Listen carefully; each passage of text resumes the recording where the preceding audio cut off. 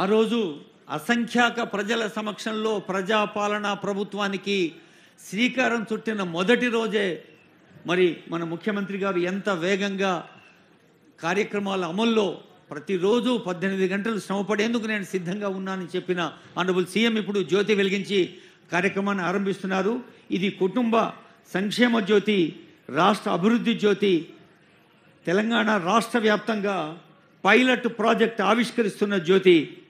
ఈ జ్యోతి కొత్త వెలుగుల్ని ప్రసరిస్తుంది. ప్రతి కుటుంబ పెద్ద యొక్క వివరాల్ని డిజిటల్గా నిక్షిప్తం చేయటానికి కుటుంబ పెద్దలందరి పేరు, ముఖ్యంగా హెల్త్కి సంబంధించి, ఆరోగ్యానికి సంబంధించిన అన్ని వివరాలు అందులో నిక్షిప్తం చేస్తుంది ప్రభుత్వం.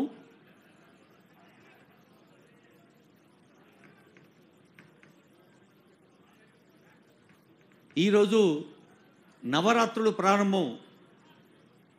సర్వమంగళ మాంగళ్యే శివే సర్వార్థ సాధికే శరణ్యే త్ర్యంబకే గౌరీ నారాయణి నమోస్తుతే. ఆ అమ్మవారి వెలుగులు అందరికీ, కుల మత వర్ణ వర్గ ప్రాంతాలకు అతీతంగా ప్రజలందరికీ మంచి చేయాలని ప్రార్థిస్తూ జ్యోతి వెలిగించిన ఆనరబుల్ సీఎం గారికి, ఆనరబుల్ మినిస్టర్ గారికి, honourable MP, MLAs, adviser, mayor, deputy mayor, senior officers అందరికీ పేరు పేరున హృదయపూర్వక ధన్యవాదాలతో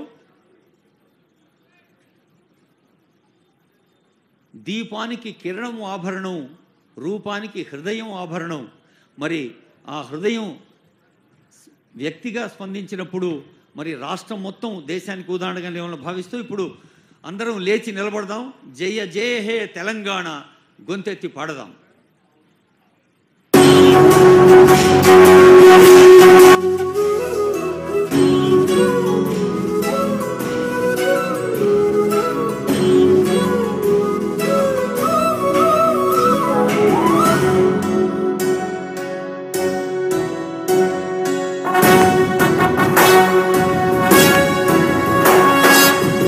జయ హే తెలంగాణ జననీ జయకేతనం, ముక్కోటి గొంతుకలు ఒక్కటైన చేతనం, తరతరాల చరిత గల తల్లి నీరాజనం, పద పదాల నీ పిల్లలు ప్రణమిల్లిన శుభ తరుణం. జయ తెలంగాణ, జయ జయ తెలంగాణ, జయ తెలంగాణ, జయ జయ తెలంగాణ.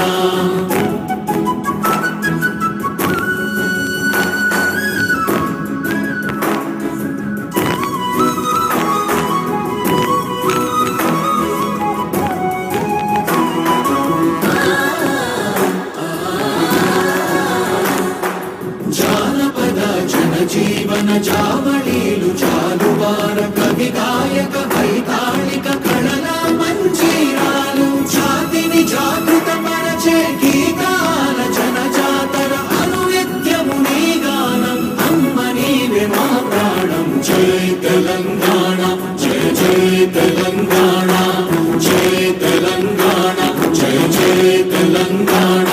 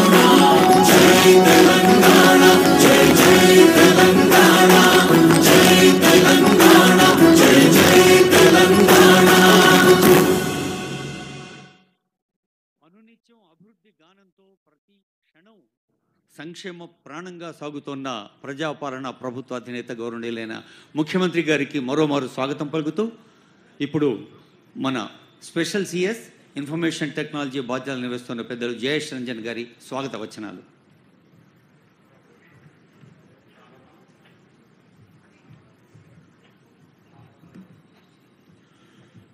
గౌరవనీయులైన రాష్ట్ర ముఖ్యమంత్రి శ్రీ రేవంత్ రెడ్డి గారికి, గౌరవ రెవెన్యూ శాఖ మంత్రి వర్యులు శ్రీనివాస్ రెడ్డి గారికి, గౌరవనీయులైన మేయర్ గద్వాల్ విజయలక్ష్మి గారికి, రాజ్యసభ సభ్యుడు అనిల్ కుమార్ యాదవ్ గారికి, గౌరవనీయులైన స్థానిక శాసనసభ్యులు శ్రీ గణేష్ గారికి, ఎమ్మెల్సీ మిర్జా రియాజుల్ అఫెండి గారికి, ఎమ్మెల్సీ మిర్జా అహ్మద్ బేగ్ గారికి, ప్రభుత్వ సలహాదార్ వేం నరేందర్ రెడ్డి గారికి, మాజీ కేంద్ర మంత్రివర్యులు మాజీ పార్లమెంట్ సభ్యులు వేణుగోపాల్చారి గారికి, ఇక్కడ ఉన్నటువంటి ఇతర అతిథులు, విశిష్ట అతిథులు, ప్రభుత్వ అధికారులు అందరికీ ఈ సుదినం సందర్భంలో మీ అందరికీ ఐటీ శాఖ తరఫున హార్దిక స్వాగతం పలుకుతున్నాను. మన రాష్ట్ర ప్రభుత్వం పరిపాలనని చాలా పటిష్టంగా నడిపేందుకు రకరకాలుగా కొత్త చట్టాల్లో ఉన్నటువంటి మార్పులు, కొత్త విధానాల్ని రూపొందిస్తూ ఉంది. అదే క్రమంలో ఈరోజు కూడా ఫ్యామిలీ డిజిటల్ ఐడెంటిటీ మరియు ఫ్యామిలీ డిజిటల్ కార్డ్ అనే ఒక కొత్త వ్యవస్థని గౌరవ ముఖ్యమంత్రి గారి చేతి మీద తొందరలోనే ప్రారంభిస్తున్నాం, మనందరూ చూడబోతున్నాము. ఈరోజు మన అందరికీ తెలుసు, పరిపాలనని జనాలకి చాలా సులభంగా, చాలా సాఫీగా అందించుకోవడానికి టెక్నాలజీ పాత్రత్వం చాలా కీలకంగా ఉంది. మనము ప్రపంచం వ్యాప్తంగా, ముఖ్యంగా అభివృద్ధి చెందిన దేశాల సంగతి చూస్తే, అమెరికా కావచ్చు, బ్రిటన్ కావచ్చు, యూరోప్ కావచ్చు, ప్రతి అంశంలో టెక్నాలజీతో కూడిన అక్కడ ప్రభుత్వ లావాదేవీలు జరుగుతూ ఉంటాయి. మన దేశంలో కూడా చాలామందికి అవగాహన ఉంటుంది. 2009 సంవత్సరంలో అప్పుడు ఉన్న ప్రధాని డాక్టర్ మన్మోహన్ సింగ్ గారు మన భారతదేశానికి ఆధార్ అనే ఒక కొత్త విధానం తీసుకువచ్చారు. అప్పటి నుంచి ఇప్పటి వరకు సుమారు ఒక 137 కోట్లు ఆధార్ కార్డ్స్ మన దేశంలో ఉన్నటువంటి పౌరులకి సరఫరా చేయడం జరిగింది. అండ్ రోజువారీగా మనము అనుభవం ద్వారా చూడగలుగుతూ ఉన్నాము. ఆధార్ ఉండడం వలన ఎన్నో లావాదేవీలు చాలా సులభంగా మనము ఎక్కడోకి వెళ్ళకుండా ఇంటిలోనే కూర్చొని కంప్యూటర్ మాధ్యమం ద్వారా కానీ, మన ఫోన్ మాధ్యమం ద్వారా కానీ చాలా సులభంగా మనము జరిపించుకోగలుగుతున్నాము. అదే అట్లాంటి పాత అనుభవాలు బట్టి మన రాష్ట్రంలో కూడా ఈరోజు వ్యక్తిగతంగా మన దగ్గర కార్డ్స్ ఉన్న ఫ్యామిలీని మనము కరెక్ట్గా ఒక యూనిట్గా గుర్తించుకోలేకపోతున్నాము. ఒక కుటుంబంని కరెక్ట్గా గుర్తించడము, ఆ కుటుంబానికి ఒక రకమైన ఐడెంటిటీ ఇవ్వడము, ఇది భారతదేశంలో జరిగే చాలా తక్కువే.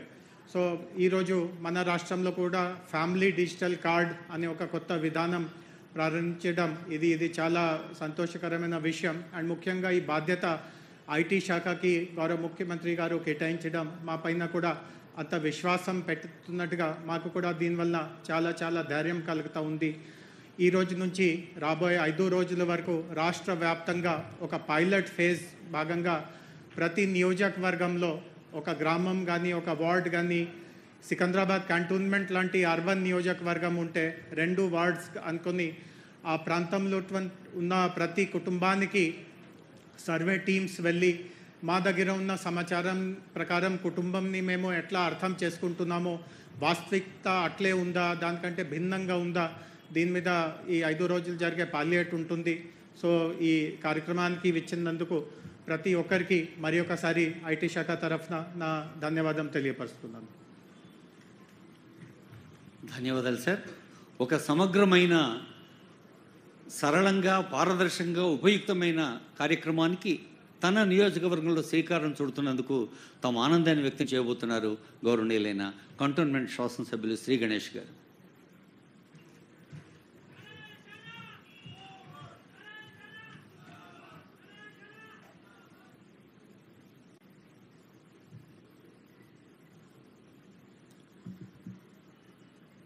తెలంగాణ రాష్ట్ర అభివృద్ధి కోసం ఆర్నిశం కృషి చేస్తూ తెలంగాణ ప్రజల సంక్షేమం, శ్రేయస్సు కోసం నిత్యం ఆలోచిస్తూ అనేక వినూత్న కార్యక్రమాలతో తెలంగాణ రాష్ట్రాన్ని అభివృద్ధి బాటలో నడిపిస్తూ ఈరోజు మన ముందుకు ఒకే రాష్ట్రం ఒకే కార్డు రూపంగా ప్రతిష్టాపకంగా చేపట్టిన ఈ కార్యక్రమాన్ని, పైలట్ ప్రాజెక్ట్ని మన కంటోన్మెంట్ కాన్స్టిట్యున్సీలో మొదలుపెట్టడానికి విచ్చేసిన మన డైనమిక్ గౌరవనీయులు ముఖ్యమంత్రి సీఎం రేవంత్ రెడ్డి గారికి, అదేవిధంగా రాష్ట్ర మంత్రివర్యులు రెవెన్యూ మినిస్టర్ గారు పొంగిలేటి శ్రీనివాసరెడ్డి గారికి,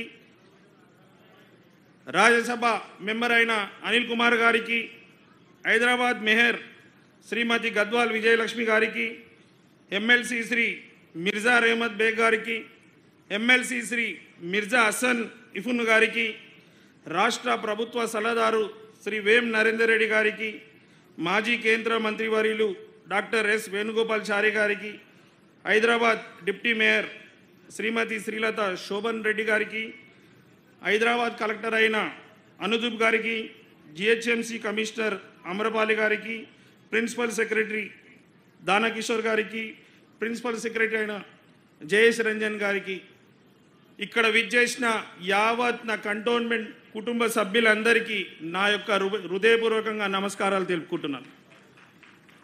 ఈరోజు రాష్ట్రంలోనే మొట్టమొదటిసారి ఈ యొక్క పైలట్ ప్రాజెక్ట్ని స్థాపించడం, అది కూడా మన కంటోన్మెంట్ కాన్స్టిట్యున్సీలో స్థాపించడం, మన కంటోన్మెంట్ ప్రజల తరఫు నుంచి ముఖ్యమంత్రి గారికి హృదయపూర్వకంగా ధన్యవాదాలు తెలుపుతున్నాను.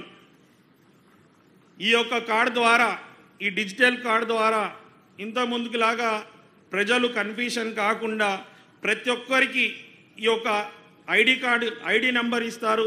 ఈ ఐడి నంబర్ ద్వారా మనం ఈ ఐడి కార్డు నంబర్ ఉన్న వాళ్ళందరికీ ప్రభుత్వం ప్రవేశపెడుతున్న ప్రతి ఒక్క సంక్షేమ పథకాలు అందుతాయి.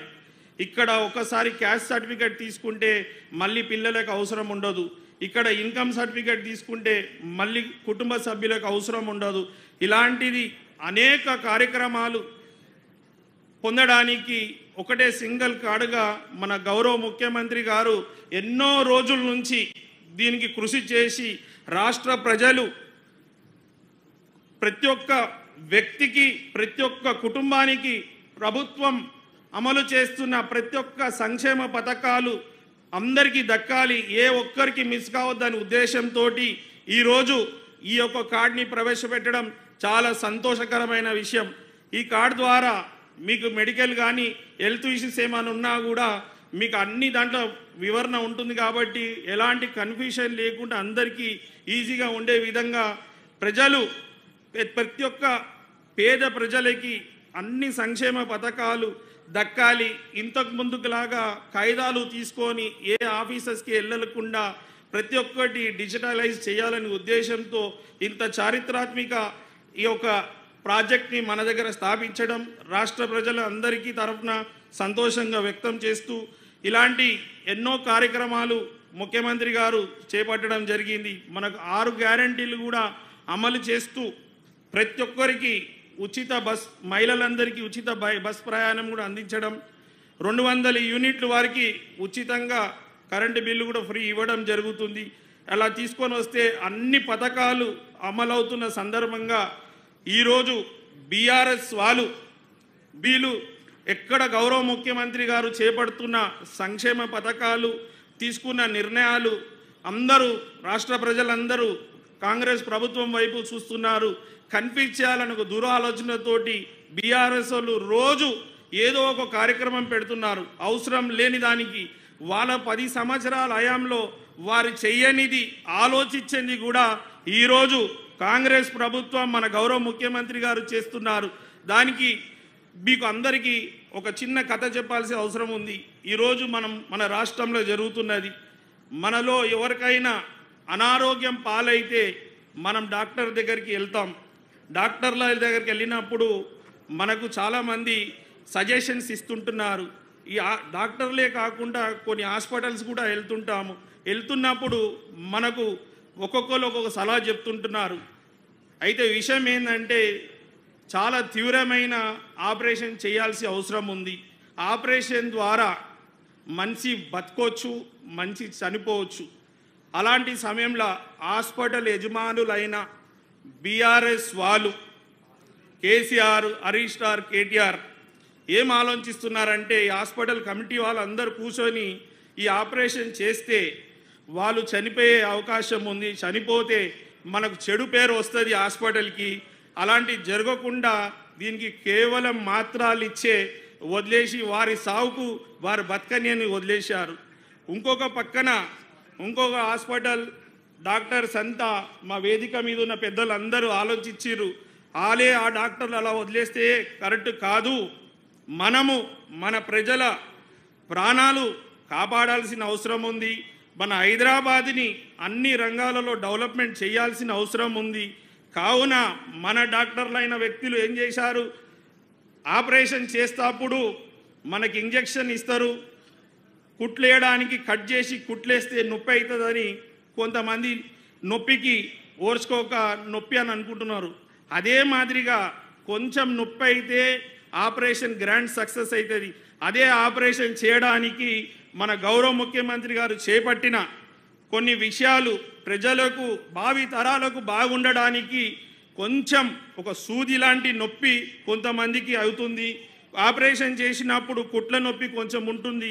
కుట్ల నొప్పికి భయపడిన ఇంజెక్షన్ భయపడిన ఆపరేషన్ సక్సెస్ కాదు. ఆపరేషన్ సక్సెసే హైదరాబాద్ డెవలప్మెంట్కి హైడ్రా తీసుకొచ్చిండ్రు. కొంతమందికి ఇబ్బంది అవుతుండొచ్చు, కానీ అనేక ప్రజలకు మేలైతుంది.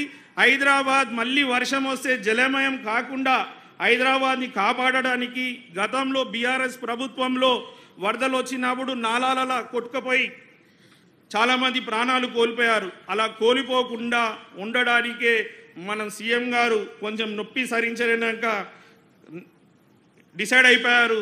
వాళ్ళు ఏంటంటే హాస్పిటల్ నడవద్దంటే ఉద్దేశం ఏంటంటే రేపు రానున్న ఎలక్షన్లో వీళ్ళ ఓటు బ్యాంకు దెబ్బ పడుతుంది, వీళ్ళు మనకు ఓట్లు వేయరని వానాడు వాళ్ళు నిర్ణయం తీసుకోలేదు.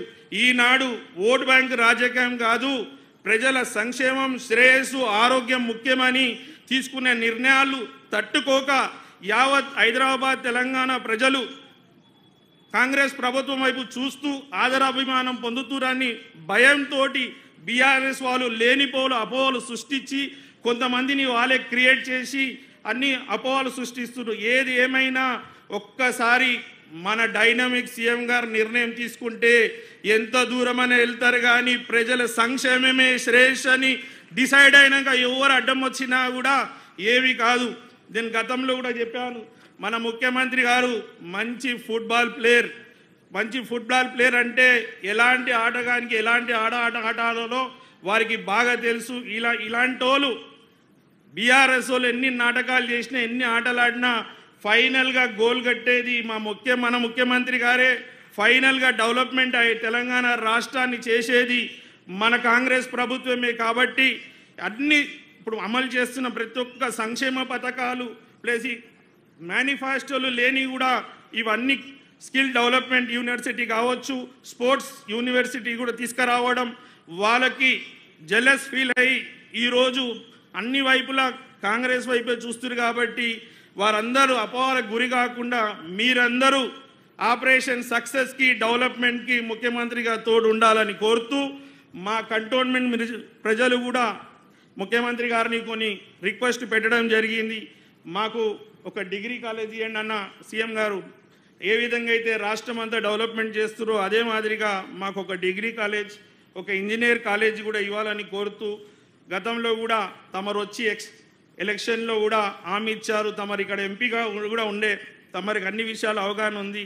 ఎక్స్చేంజ్ ఆఫ్ ల్యాండ్ చేసి మా ప్రాంత ప్రజలకి పట్టాలు ఇవ్వాలని విజ్ఞప్తి చేస్తూ, తమరిని అడగంగానే వెంటనే మాకు 1 MGD నీళ్ళు కూడా శాంక్షన్ చేశారు, తమరు ఆదేశం ఇచ్చారు. కానీ ఇక్కడ కంటోన్మెంట్ బోర్డు తోటి కోఆర్డినేషన్ లేకుండా మాకు రావాల్సిన నీళ్ళు కూడా జలమండలి వాళ్ళు ఇస్తే ఇక్కడ నీళ్లు వస్తలేదని కొంతమంది పుకార్లు చేస్తున్నారు. దయచేసి మా ఒక విజ్ఞప్తి యావత్ కంటోన్మెంట్ ప్రజల తరఫు నుంచి కంటోన్మెంట్ బోర్డుని మెర్జీ చేయాలని విజ్ఞప్తి చేస్తున్నాం. ఆ ఫైలు కింద పడిపోయిన దాన్ని తమరు ఢిల్లీకి వెళ్ళి ఆ ఫైల్ని ముందుకు తీసుకొచ్చి మెర్జర్ దిశగా ముందుకు వచ్చింది, మళ్ళీ ఆగిపోయింది సార్, దాన్ని కూడా మీరు చేయాలని కోరుతున్నాను. ఇదే విధంగా ఈ గ్రౌండ్లో కూడా మాకు ఒక స్పోర్ట్స్ కాంప్లెక్స్ కావాలని కూడా తమరికి రిప్రజెంటేషన్ ఇవ్వడం అయింది. ఈ స్పోర్ట్స్ కాంప్లెక్స్ ఇస్తే మా కంటోన్మెంట్ కాన్స్టిట్యున్సీలో అనేక మంది క్రీడాకారులు ఉన్నారు, మీరు ఏ విధంగా అయితే ఆకాంక్షిస్తున్నారో దేశానికి మంచి మంచి పథకాలు రావాలని, ఆ పథకాలలో కూడా మా కంటోన్మెంట్ ప్రజలు ఉండాలని మిమ్మల్ని మనసారా కోరుతున్నాను. ఇదే కాకుండా అనేక సంక్షేమ పథకాలు మీ అందరి ఆశీర్వాదంతో, ముఖ్యమంత్రి గారి ఆశీర్వాదంతో నన్ను ఎమ్మెల్యే చేసి ఈ యొక్క కార్యక్రమం ఇక్కడ చేపట్టడం మాకు చాలా సంతోషకరం. థ్యాంక్ యూ, ధన్యవాదాలు. కంటోన్మెంట్ నియోజకవర్గాన్ని ఇప్పుడున్న దానికన్నా మరింత కంటెంట్మెంట్ నియోజకవర్గంగా మార్చేందుకు గౌరవ ముఖ్యమంత్రి గారికి వారు అందించిన విన్నపం ఆనందదాయకంగా సాగింది. ఆనరబుల్ ఎమ్మెల్యే గారికి ధన్యవాదాలతో గౌరవనీయులైన రెవెన్యూ, హౌసింగ్, సమాచార పౌర సంబంధాల శాఖ మంత్రులు పెద్దలు పొంగులేటి శ్రీనివాసరెడ్డి గారి శుభాకాంక్ష సందేశం.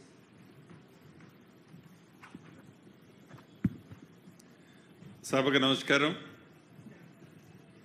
ఈరోజు ఈ కార్యక్రమాన్ని లాంఛనంగా ప్రారంభించడానికి విచ్చేసిన మన అందరి అభిమాన నాయకులు, ఈ రాష్ట్రానికి దిశ దశ నిర్ణయించే యువ ముఖ్యమంత్రి పెద్దలు రేవంత్ రెడ్డి గారికి, స్థానిక శాసనసభ్యులు శ్రీ గణేష్ గారికి, వేదిక మీద ఉన్న ఎమ్మెల్సీలు, ఎంపీ, అదే రకంగా వేమ నరేందర్ రెడ్డి గారు, చైర్మన్గా జిహెచ్ఎంసీ మేయర్ గారు, డిప్యూటీ మేయర్ గారు, ఇంకా వేదిక మీద చాలామంది పెద్దలు ఉన్నారు. వారందరికీ, అధికారులు, ఈ కార్యక్రమానికి హాజరైన నా కుటుంబ సభ్యులందరూ, పాత్రికేయ మిత్రులందరికీ మనస్ఫూర్తిగా హృదయపూర్వక నమస్కారాలు. మార్పు కావాలని, అది ఇందిరమ్మ రాజ్యంతోనే సాధ్యమని రాష్ట్ర ప్రజలందరూ తెలంగాణ రాష్ట్రంలో ఇందిరమ్మ రాజ్యాన్ని తెచ్చుకొని దానికి సారథిగా ఈనాడు మన గౌరవ ముఖ్యమంత్రి రేవంత్ రెడ్డి గారి నాయకత్వంలో అభివృద్ధి, సంక్షేమం రెండు రంగాలని రెండు కళ్ళలా వడివడిగా ఉరుకులు పెట్టేస్తున్న మాట వాస్తవం. ఎన్నికల టైంలో అనేక వేదికల మీద ప్రజల కష్టాలు అన్ని రకాలుగా ఇందిరమ్మ రాజ్యం వచ్చిన తర్వాత తీరుస్తామని ఇచ్చిన హామీల్లో భాగంగా ఏదైతే రేషన్కి కానీ, హెల్త్కి కానీ, ఇతరత్రా మీ కుటుంబాల గుర్తింపు కోసం మీ కుటుంబాలకు సంబంధించిన ఒక identity card, ID card, smart కార్డుని ఇవ్వాలని గౌరవ ముఖ్యమంత్రి రేవంత్ రెడ్డి గారి నాయకత్వంలోని ఈ ప్రభుత్వం నిర్ణయించి, ఏదో ఆషామాషిగా ముగ్గురో నలుగురో ఒక 4 గోడల మధ్య కూర్చొని నిర్ణయాలు తీసుకోకుండా రాష్ట్రంలో ఉండే ముఖ్య అధికారుల్ని ఈ దేశంలో 5 రాష్ట్రాలకు పంపించి ఆ రాష్ట్రాల్లో ఏ రకంగా ఈ కుటుంబ సర్వే చేసి ఆ కుటుంబ కార్డులు ఇస్తున్నారో, ఆ కార్డులు ఏ రకంగా దేనికి వాడుతున్నారో, చివరికి ఆరోగ్యానికి కూడా మీ హెల్త్కు సంబంధించింది కూడా అదే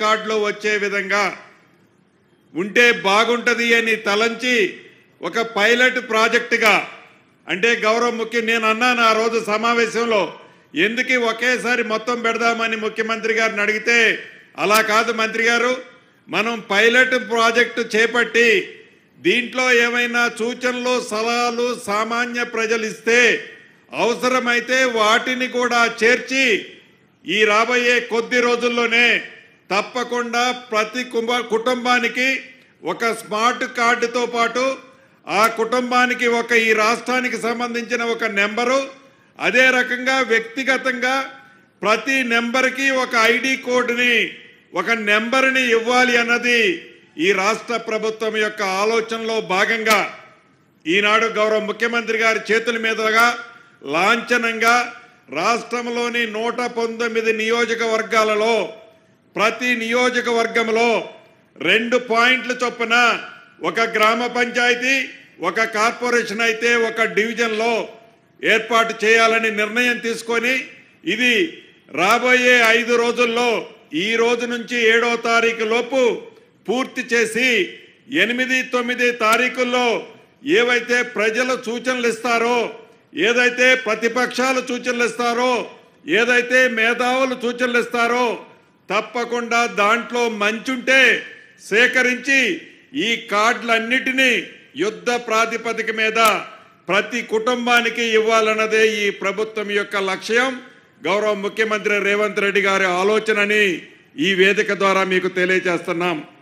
అంతేకాదు ఏదైతే ఆనాడు మేము డబుల్ బెడ్రూమ్ ఇస్తామని ఆర్భాటంగా చెప్పి సుమారు 1,33,000 ఇళ్లకు టెండర్లు పిలిచి కేవలం 65,000-66,000 ఇళ్లే ఆనాడు పూర్తి చేసి మిగతా వాటిని గాలికి వదిలేశారు. గడిచిన ఈ 9 నెలల్లో గౌరవ ముఖ్యమంత్రి గారి సూచనల మేరకు అనేక గ్రామాలలో అసంతృప్తిగా మిగిలిపోయిన వేలాది ఇళ్లను ప్రజల సొమ్మును దుర్వినియోగం చేయొద్దని, బేషిషాలకి పోవద్దని ఆనాటి ప్రభుత్వం మొదలుపెట్టి ఫౌండేషన్ వేసి వదిలేసిన అనేక ఇళ్లని పూర్తి చేశాం. గౌరవ ముఖ్యమంత్రి గారి ఆదేశాలనుసారం ఈ దసరా లోపే ఏవైతే ఇళ్లు పూర్తయ్యాయో పూర్తయిన ప్రతి ఇళ్లని పేదవాళ్లలో బహు పేదవాళ్ళకి ఇవ్వాలని గౌరవ ముఖ్యమంత్రి గారు సూచించారు. దసరా పండగ లోపే రాష్ట్రంలో ఉండే 119 నియోజకవర్గాలలో ఇందిరమ్మ రాజ్యంలో కంప్లీట్ చేసిన ఇందిరమ్మ ఇల్లు ఏదైతే చేపట్టబోతున్నామో గత ప్రభుత్వంలో అసంపూర్తిగా వదిలేసిన ఇళ్లని పూర్తి చేసిన వాటిని ఈ దసరా లోపే మీకు కానుకగా ఇందిరమ్మ రాజ్యంలో అర్హులైన పేదవాళ్ళకి ఈ ప్రభుత్వం ఇవ్వటానికి సిద్ధంగా ఉంది.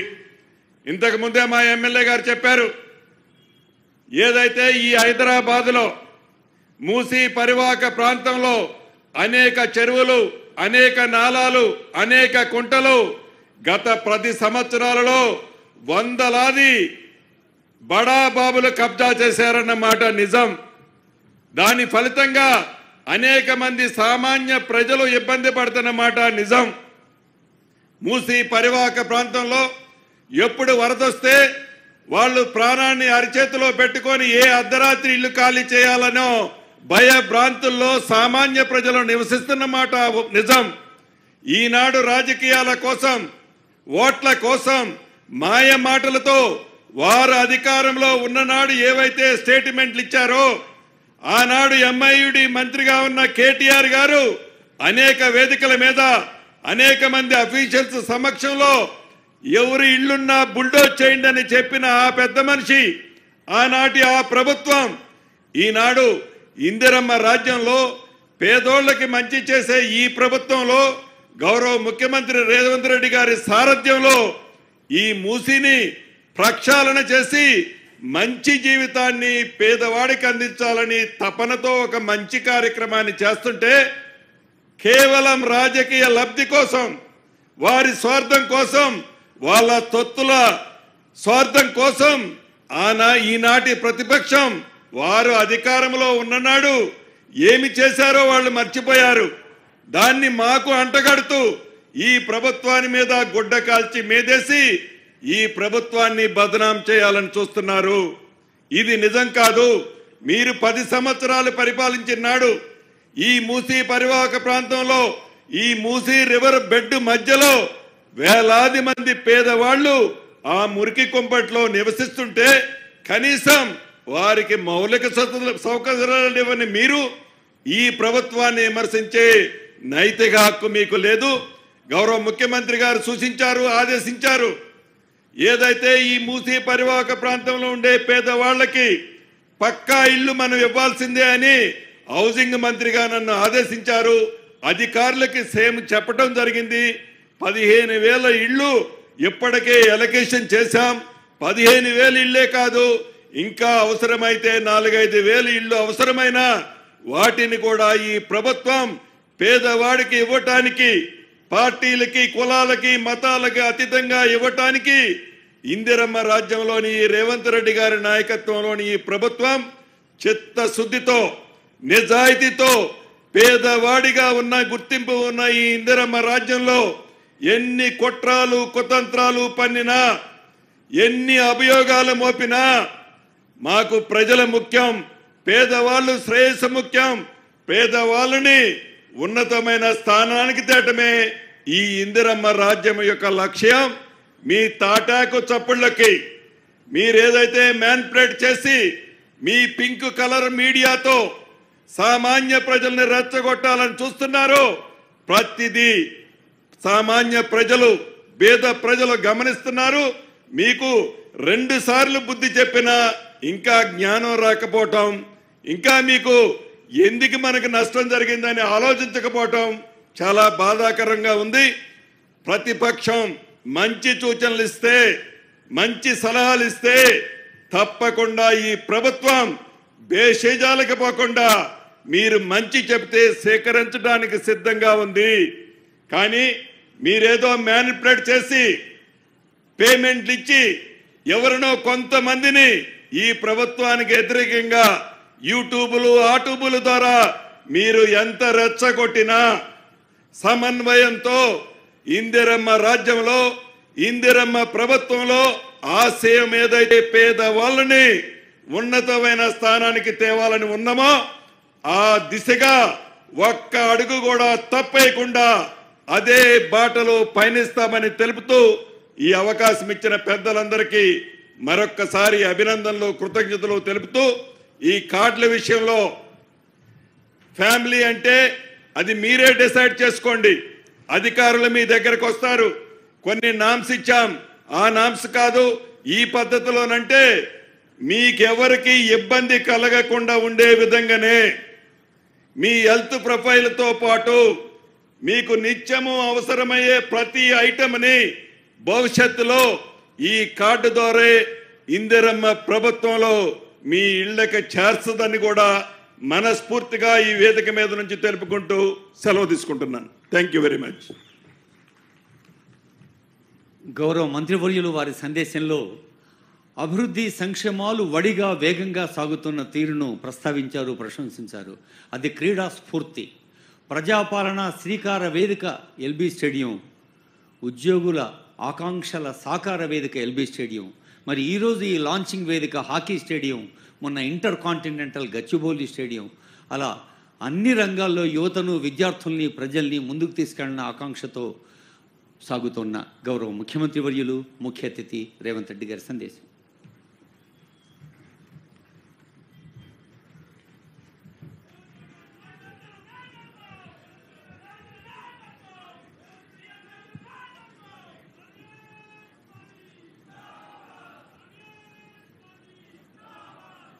తెలంగాణ రాష్ట్ర ప్రభుత్వం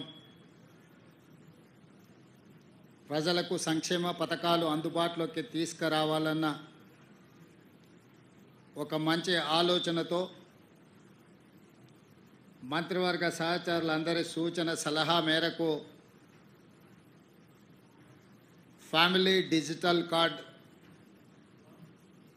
ప్రతి కుటుంబానికి, కుటుంబంలో ఉన్న సభ్యులందరికీ కార్డు ఇవ్వాలి, వాళ్ళందరినీ రాష్ట్ర ప్రభుత్వం గుర్తించాలి అని ఆలోచన చేసి ఆ కార్యక్రమానికి దసరా నవరాత్రి ఉత్సవాల సందర్భంగా ప్రారంభించాలన్న ఆలోచనతో తెలంగాణ రాష్ట్రంలో ఉన్న 119 శాసనసభ నియోజకవర్గాలలో ప్రతి శాసనసభ నియోజకవర్గంలో 2 గ్రామ పంచాయతీలు కానీ, పట్టణ ప్రాంతాలలో వార్డులను కానీ తీసుకొని ఒక పైలట్ ప్రాజెక్టు చేపట్టాలి అని నిర్ణయం తీసుకోవడం జరిగింది. అందులో భాగంగానే ఈరోజు తెలంగాణ రాష్ట్ర ముఖ్యమంత్రిగా గతంలో మల్కాజ్గిరి పార్లమెంట్ నియోజకవర్గానికి ఎంపీగా ఢిల్లీలో ప్రాతినిధ్యం వహించిన నేను మొన్న జరిగిన శాసనసభ ఉప ఎన్నికలలో శ్రీ గణేష్ను మీరు శాసనసభ్యుడిగా ఎన్నుకొని కాంగ్రెస్ పార్టీకి అండగా నిలబడ్డందుకు ఈ కార్యక్రమాన్ని కంటోన్మెంట్ శాసనసభ నియోజకవర్గం నుంచి ప్రారంభించి అందులో నేనే పాల్గొని మీ అందరితో కలవడానికి ఈరోజు ఈ కార్యక్రమానికి రావడం జరిగింది. నాతో పాటు ఈ కార్యక్రమంలో రెవెన్యూ శాఖ మాత్యులు పొంగులేటి శ్రీనివాసరెడ్డి గారు, greater Hyderabad municipal corporation mayor Gadwal Vijayalakshmi గారు, రాజ్యసభ సభ్యులు అనిల్ కుమార్ యాదవ్ గారు, స్థానిక శాసనసభ్యులు మీ అభిమాన నాయకుడు శ్రీ గణేష్ గారు, అదేవిధంగా శాసన మండలి సభ్యులు మీర్జా రిబుజుల్ అవేంది గారు, అదేవిధంగా ఎమ్మెల్సీ మీర్జా రహమల్ అలీ బేగ్ గారు, డిప్యూటీ మేయర్ శ్రీలత శోభన్ రెడ్డి గారు, అదేవిధంగా మాజీ కేంద్ర మంత్రివర్యులు వేణుగోపాలాచారి గారు, వేం నరేందర్ రెడ్డి గారు, అదేవిధంగా ఐటీ విభాగానికి సంబంధించిన ముఖ్య అధికారులు, మున్సిపల్ శాఖకు సంబంధించిన ముఖ్య అధికారులు, ప్రభుత్వం యొక్క అధికారులు, కంటోన్మెంట్ ప్రజలందరూ ఈ ప్రారంభోత్సవ కార్యక్రమంలో పాల్గొని ప్రభుత్వం తీసుకురాబోతున్న ఒక మంచి ఆలోచనను ఫ్యామిలీ డిజిటల్ ప్రారంభంలో పాల్గొని ఇది ప్రజలకు అందుబాటులో తీసుకురావడానికి విచ్చేసినందుకు మీకు అందరికీ మనస్ఫూర్తిగా ధన్యవాదాలు తెలియజేస్తున్నా.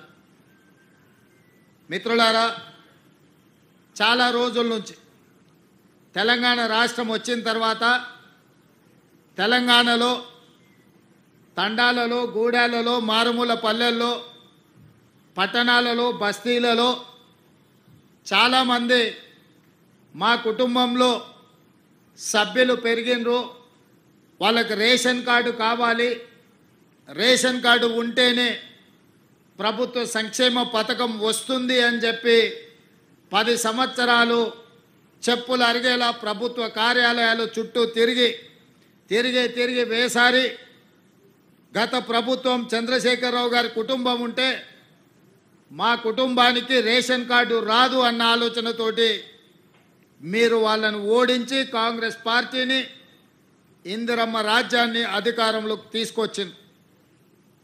అధికారంలోకి వచ్చిన మేము బాధ్యతాయుతంగా ప్రతి పేదవాడికి రేషన్ కార్డును అందించాలన్న ఆలోచనతోని వివిధ రాష్ట్రాలలో తీసుకుంటున్న నిర్ణయాలు, అమలు చేస్తున్న విధానాల మీద అధికారిక బృందాలను పంపించి మంత్రివర్గ ఉపసంఘాన్ని ఏర్పాటు చేసి మెరుగైన విధానాన్ని తెలంగాణ ప్రజలకు అందించాలి అని ఒక నిర్ణయం తీసుకున్నాం. ఈ అన్ని విధానాలను పరిశీలించిన తర్వాత అది రాజస్థాన్ కావచ్చు, హర్యానా కావచ్చు, మహారాష్ట్ర కావచ్చు, కర్ణాటక కావచ్చు, వివిధ రాష్ట్రాలలో జరుగుతున్న అమలవుతున్న విధానాలను, తెలంగాణ రాష్ట్రంలో గతంలో అమలు చేసిన విధానాలను అన్నిటిని కూడా అంచనా చేసి సరిపోల్చి చూసి ఒక నూతన విధానాన్ని ఈరోజు పైలట్ ప్రాజెక్ట్ కింద మనం ప్రారంభించినాం. ఇవాళ కొన్ని పత్రికలలో రాస్తున్నారు రేషన్ కార్డుల విధానాన్ని ఉపసంహరించుకున్నారని. ఈ పత్రికలకు మరి ఎవరు చెప్తారో నాకైతే తెలీదు, కానీ వాళ్ళకి రేషన్ కార్డుకి ఈరోజు ప్రవేశపెడుతున్న ఫ్యామిలీ డిజిటల్ కార్డుకి తేడా తెలియకపోవడం దురదృష్టకరం. ఇంతకుముందు పేపర్ల మీద మాన్యువల్లో కార్డులు ఇచ్చేవాళ్ళు. Ration card separate, Aarogyasri card separate, లేదా అదేవిధంగా రైతు బీమా, లేకపోతే రైతు బంధు, షాదీ ముబారక్, కళ్యాణ లక్ష్మి, ఆసరా పెన్షన్, ఇట్లా ఏది చెప్పినా, అదేవిధంగా అసంఘటిత కార్మికులకు హెల్త్ ప్రొఫైల్కు సంబంధించిన విధానాలు ఎక్కడికక్కడ ఏ డిపార్ట్మెంట్ ఆ డిపార్ట్మెంట్ దాదాపుగా 30 శాఖలు 30 రకాల సమాచారాన్ని సేకరించి ఎవరికి వాళ్ళ దగ్గర నిక్షిప్తం చేసుకోవడం వల్ల అసలు కుటుంబ సభ్యులు ఎవరు, ఆ కుటుంబంలో రేషన్ కార్డ్ అర్హత ఉన్న వాళ్ళు ఎవరు, పెన్షన్కి అర్హత ఉన్న వాళ్ళు ఎవరు, రైతు బీమాకు అర్హత ఉన్న వాళ్ళు ఎవరు, రైతు బంధుకు అర్హత ఉన్న వాళ్ళు ఎవరు, ఫీజు రియంబర్స్మెంట్కి అర్హత ఉన్న వాళ్ళు ఎవరు, ఇందిరమ్మ ఇల్లుకు అర్హత ఉన్న వాళ్ళు ఎవరు, ఈ విధంగా చెప్పుకుంటూ వెళ్తే 200 యూనిట్లు ఉచిత కరెంటుకు అర్హత ఉన్న వాళ్ళు ఎవరు, ఆర్టీసీ బస్సులో మహిళల ఉచిత ప్రయాణానికి ఎవరు అర్హులు, అదేవిధంగా 500 రూపాయలకు సిలిండర్ ఇవ్వడానికి ఎవరు అర్హులు, ఇట్లా ఎక్కడికక్కడ రకరకాల సమాచారము రకరకాల శాఖల దగ్గర ఉండడం వల్ల మెరుగైన విధానంతో పరిపాలన సాగించడానికి, ప్రజలకు మెరుగైన సేవలు అందించడానికి వస్తున్న ఇబ్బందులన్నిటిని కూడా రాష్ట్ర ప్రభుత్వం ఒక అంచనాకు వచ్చింది. అందుకే ఈరోజు రాష్ట్ర ప్రభుత్వం 30 శాఖల దగ్గర ఉన్న సమాచారాన్ని అంతా ఒక్క ఫ్యామిలీ డిజిటల్ కార్డుకి ఒక్క క్లిక్ ఎట్లయితే ఆధార్ను ఆ రోజు మన్మోహన్ సింగ్ గారు ప్రవేశపెట్టడంతో ప్రతి మనిషికి దేశంలో గుర్తింపు వచ్చిందో 137 కోట్ల మందికి ఈరోజు ఆధార్ ఉంది అని అంటే అదే ఆధారమైంది ప్రభుత్వం ఇచ్చే సంక్షేమ పథకాలకు. అట్లాంటి ఆధార్ను ఇంకా మెరుగుపరిచి ఈరోజు ఫ్యామిలీ డిజిటల్ కార్డు రూపంలో ప్రతి కుటుంబానికి అర్హత కలిగిన వాళ్లకు అన్ని సంక్షేమ పథకాలను అందుబాటులోకి తీసుకురావాలని ఒక్క క్లిక్తో సమాచారం అంతా సంక్షిప్తంగా ఉండి ప్రభుత్వ శాఖలలో ఉండే అధికారులకు అందుబాటులో ఉండాలని ఇవాళ ఈ విధానాన్ని ప్రవేశపెట్టినాం. ఈరోజు ఈ family digital card 1 nation 1 ration ఏదైతే ఉన్నదో ఆ విధానంలో భాగంగా 1 స్టేట్ 1 కార్డ్ తెలంగాణ రాష్ట్రంలో ప్రతి కుటుంబానికి ఒక గుర్తింపు కార్డుని ఇవ్వాలి.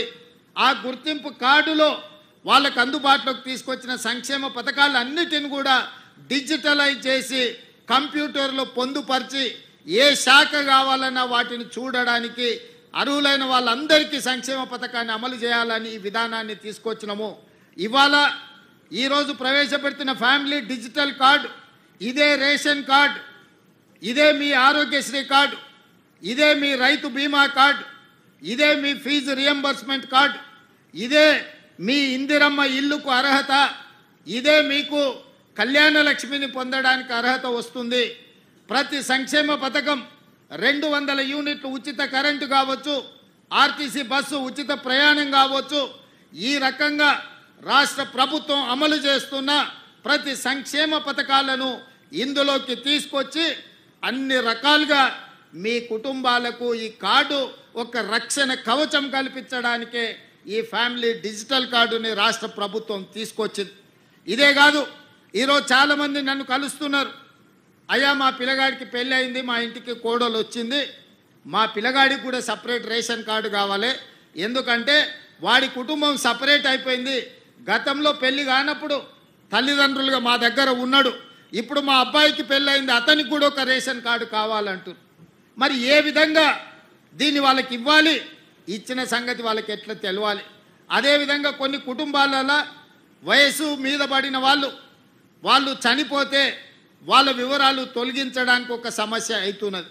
అదేవిధంగా సక్సెషన్ సర్టిఫికెట్ కుటుంబంలో పెద్ద చచ్చిపోయినప్పుడు చనిపోయిన సర్టిఫికెట్ తీసుకెళ్ళి రెవెన్యూ డిపార్ట్మెంట్కి వెళ్ళి ఆస్తులు విరాసత్ చేసుకోవాలంటే వాళ్ళ పిల్లలకు బదిలీ చేయాలంటే కూడా అదొక పెద్ద ప్రక్రియగా మారి ఈరోజు పేదలకు ఒక ఇబ్బందికరంగా తయారై ప్రభుత్వ ఆఫీసులో చుట్టూ తిరగాల్సిన పరిస్థితి వచ్చింది.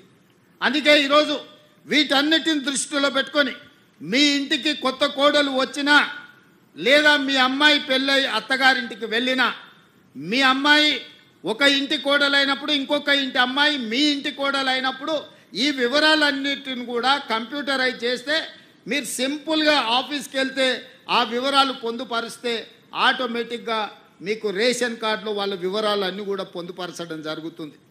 తద్వారా రేషన్ కావాలన్నా, ఆరోగ్యశ్రీ కార్డు కావాలన్నా, మీ చదువుకునే పిల్లలకు ఫీజు రియంబర్స్మెంట్ రావాలన్నా ఈ కార్డు సంపూర్ణంగా ఉపయోగపడుతుంది. ఇదే కాదు, రాజీవ్ ఆరోగ్యశ్రీ లేదా ముఖ్యమంత్రి సహాయ నిధి నుంచి మీ వైద్యానికి మీరు సహాయం పొందుతున్నారు. ఒకసారి మీరు హాస్పిటల్కి వెళ్ళి అన్ని వైద్య పరీక్షలు చేయించుకుంటే వాళ్ళు కాగితాల మీద రాసిస్తున్నారు. ఆ కాగితాలు తెచ్చి పేదవాడి ఇంట్లో పెట్టుకుంటే అవి ఎక్కడో పోతున్నాయి లేదా వర్షం వచ్చి తడిసిపోతున్నాయి. మీకు అంతకంటే ముందు ఏ రకమైన వైద్య పరీక్షలు చేసిండ్రో ఆ వివరాలు ఎక్కడ దొరకడం లేదు. దాంతో మళ్ళీ మీరు హాస్పిటల్కి వెళ్ళినప్పుడు మళ్ళీ మొదటి నుంచి మీకు వైద్య పరీక్షలు చేయాల్సి వస్తుంది. దీంతో మీ ఖర్చుల భారం పెరుగుతుంది.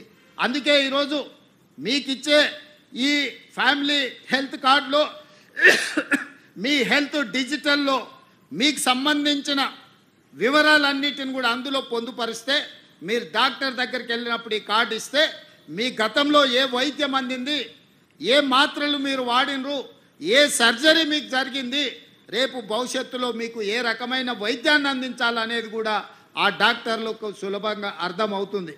అందుకే ఈరోజు ఇదే కాదు, చాలామంది గ్రామాలలో రేషన్ కార్డు తీసుకుంటున్నారు. కానీ పని కోసము ఉపాధి కోసం పట్టణాలకు వస్తున్నారు. రేషన్ కార్డు ఏమో ఊర్లో ఉంటుంది, రేషన్ ఊర్లో తీసుకోవాల్సి వస్తుంది. మీరేమో పట్టణాలలో నివాసం ఉంటురు. దాంతో ప్రభుత్వం ఇచ్చే రేషన్ కూడా మీకు సరైన విధంగా అందుబాటులోకి వస్తలేదు.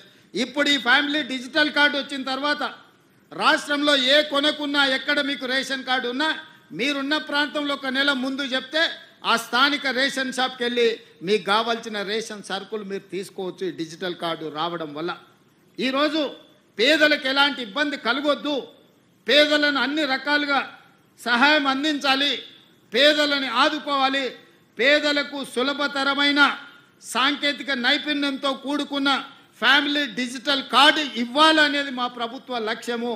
అందుకే ఈరోజు ఇది అమలు చేసేటప్పుడు, అమలు చేస్తున్నప్పుడు ఏమైనా ప్రాక్టికల్ ప్రాబ్లమ్స్ ఏమైనా వస్తాయేమో అని చెప్పి ఈరోజు పైలట్ ప్రాజెక్టు కింద తీసుకోవడం జరిగింది. ప్రతి శాసనసభ నియోజకవర్గంలో 2 ప్రాంతాలను తీసుకున్నాము. 119 అసెంబ్లీ నియోజకవర్గాలలో 238 కేంద్రాలలో ఆ గ్రామ పంచాయతీలు కావచ్చు, వార్డులు కావచ్చు, వాటిల్లో ఈ కార్యక్రమాన్ని పైలట్ ప్రాజెక్టుగా చేపట్టినాం. తద్వారా అమలు చేసేటప్పుడు కుటుంబాలు ఎదుర్కొంటున్న సమస్యలేంది, పేదవాళ్లకు వస్తున్న ఇబ్బందులేంది, ఈ ఇబ్బందులను ఏ విధంగా అధిగమించవచ్చో పాత 10 ఉమ్మడి జిల్లాలకు సీనియర్ 10 మంది ఐఏఎస్ ఆఫీసర్లను నియమించడం జరిగింది. క్షేత్ర స్థాయిలో కూడా ప్రతి నియోజకవర్గానికి ఒక ఆర్టీఓ పై స్థాయి అధికారిని వేసి వాళ్ళను ప్రత్యక్షంగా పర్యవేక్షించి ఇంటింటికి వెళ్ళి ఆ కుటుంబ సభ్యులను కలిసి ఆ కుటుంబంలో ఉన్న వాళ్ళెవరు, ఆ కుటుంబానికి కొత్తగా సభ్యులు చేరిన వారెవరు, లేదా ఆ కుటుంబంలో ఎవరైనా మరణించిన వాళ్ళను తొలగించడమే కాకుండా కుటుంబంలో కొత్తగా చేరిన వాళ్ళ వివరాలను కూడా పొందుపరచమని చెప్పినాం. కొన్నిసార్లు పట్టణాలలో రెంటెడ్ హౌస్లో ఉంటాం మనం కొంతకాలమైనాక ఆ ఇల్లు ఖాళీ చేసిపోతాం.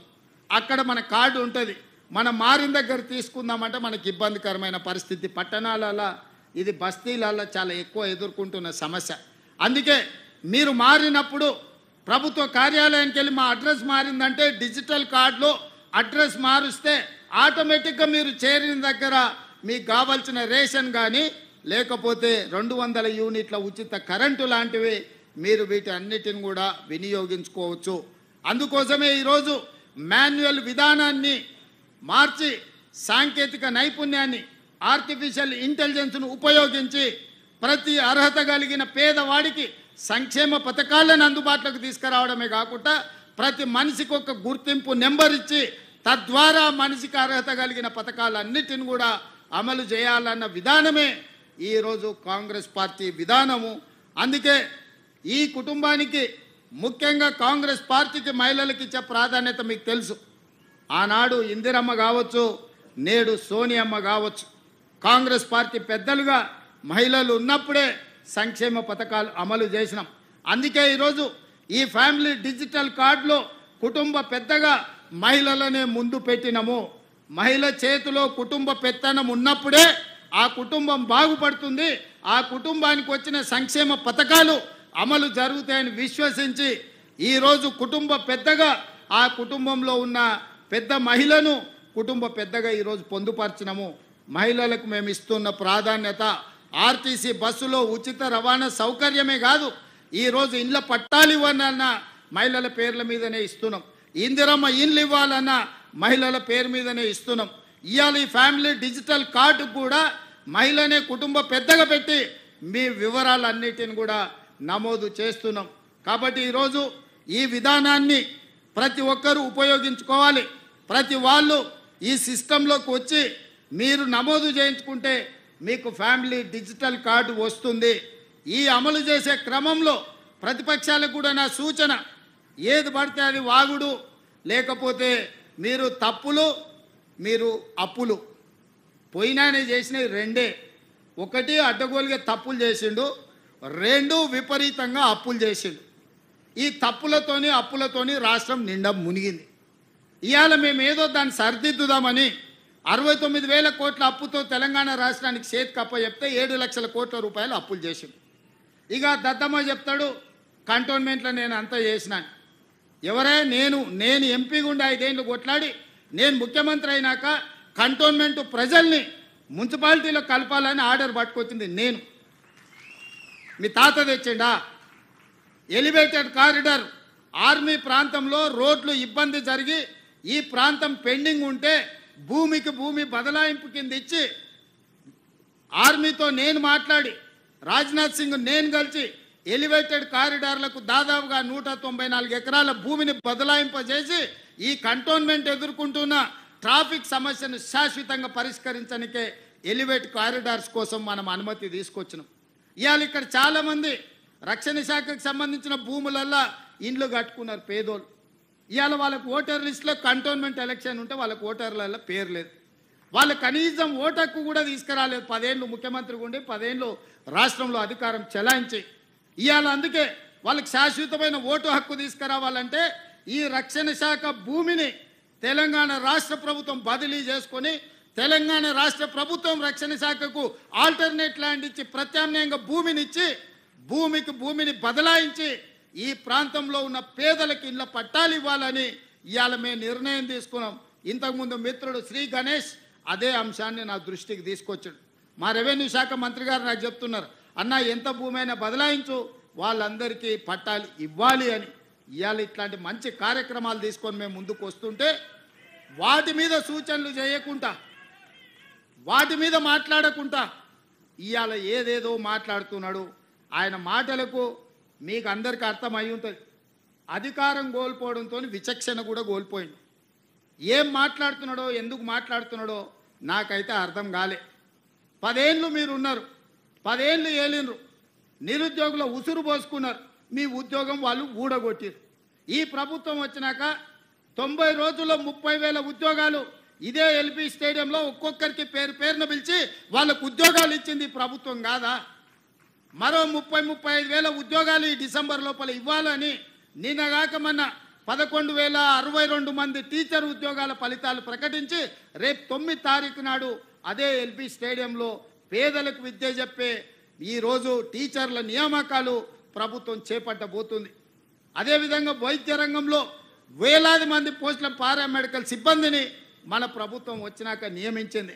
ఇవాళ ఒక్కొక్క సమస్యను పరిష్కరించుకుంటూ హైదరాబాద్లో ట్రాఫిక్ సమస్యను పరిష్కరించుకుంటూ హైదరాబాద్కు వచ్చిన వరదల్ని పరిష్కరించుకుంటూ హైదరాబాద్ కూరుకుపోతున్న బురదలో నుంచి నగరాన్ని కాపాడాలని ఒక మంచి ఆలోచనతో ముందుకు వస్తే దాని మీద కూడా బురద జల్లుకుంటూ తిరుగుతున్నారు బామర్దులు.